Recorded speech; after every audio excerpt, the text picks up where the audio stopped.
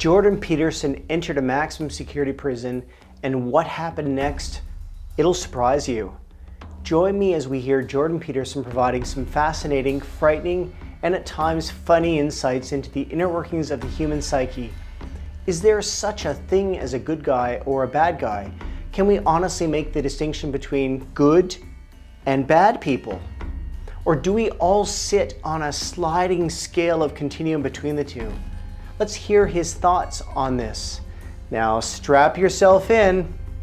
I worked with this crazy psychologist. He used to put jokes on his multiple choice tests. He was a really eccentric guy, but I really liked his courses. He taught a course on creativity, and he was also a prison psychologist, and he was an eccentric guy, and he for some reason liked me, and maybe because I was eccentric too, and he invited me to go out to the Edmonton maximum security prison with him a couple of times, which I did, and that was a very interesting experience because I was trying to figure out what role each individual's behavior bore to the pathology of the group. It was something like that.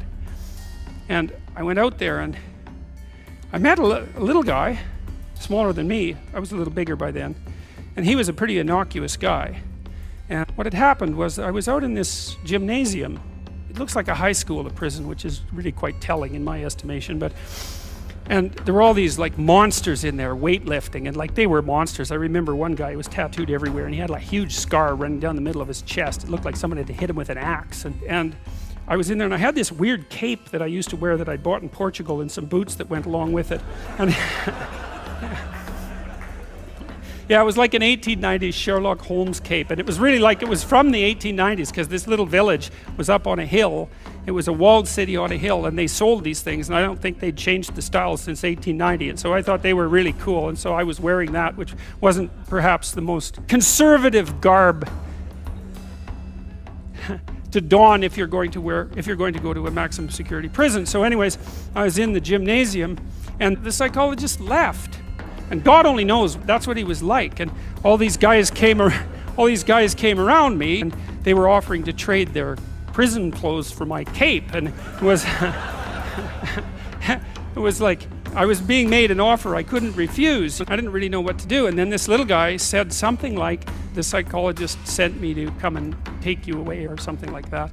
And so I thought, better this little guy than all these monsters. So we went outside the gym through some doors, like school doors. We went outside the gym into the exercise yard, and we were wandering along, and he was talking to me, and he seemed like a kind of an innocuous guy. And then the psychologist showed up at the door and motioned us back, which was a relief. And so I went into his office, and he said, "You know that guy that you walked out in the yard with?" And I said, "Yeah." He said, he took two cops one night, and he had them kneel down, and while they were begging for their lives, he shot them both in the back of the head. And I thought, see, the thing that was so interesting was that he was so innocuous, right? Because what you'd hope is that someone like that would be very much unlike you, let's say, and certainly wouldn't be like someone innocuous that you'd met. What you'd want is that the guy would be like half werewolf and half vampire, so you could just tell right away that he was a cold-blooded killer. But no, he was this sort of ineffectual little guy who was certainly not ineffectual if you gave him a revolver and the upper hand. So that made me think a lot about the relationship between being innocuous and being dangerous. And then another thing happened. I met another guy out there, and then a week or two later I heard that he and a friend of his had held another guy down and pulverized his left leg with a lead pipe, like just pulverized it. And the reason for that was that they thought that he was a snitch, and maybe he was. And that time I did something different. Instead of being shocked and horrified by that, although I certainly was, I thought, how in the world could you do that? Because I didn't think I could do that. I thought that there was a qualitative distinction between me and those people. And so I spent about 2 weeks trying to see if I could figure out under what conditions I could do that.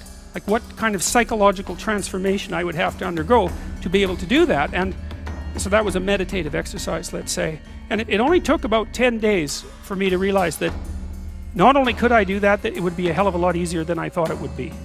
And that's where that wall between me and what Jung described as the shadow started to fall apart. And that also was very useful because I started to treat myself as a somewhat different entity, because I hadn't been aware up to that point, because I thought I was a good guy, and there's no reason for me to think that. because you're not a good guy unless you've really made a bloody effort to be a good guy. You're just not. It's not easy. And so you're probably a moderately bad guy. And that's a long ways from being an absolutely horrible guy, but it's also a long ways from being a good guy. But I had a little more respect for myself after that, because I also understood that there was a monstrous element to the human psyche that you needed to respect. And that was part of you, that you should regard yourself in some sense as a loaded weapon. That was a really interesting conversation and talk by Dr. Jordan Peterson. And typically when we refer to our dark side, we're emphasizing our more violent or sexually driven antisocial tendencies, the vicious, aggressive, and bloodthirsty side of ourselves that we're probably hiding. Or we may act on impulses that would cause trouble, if not destruction, in the lives of those around us.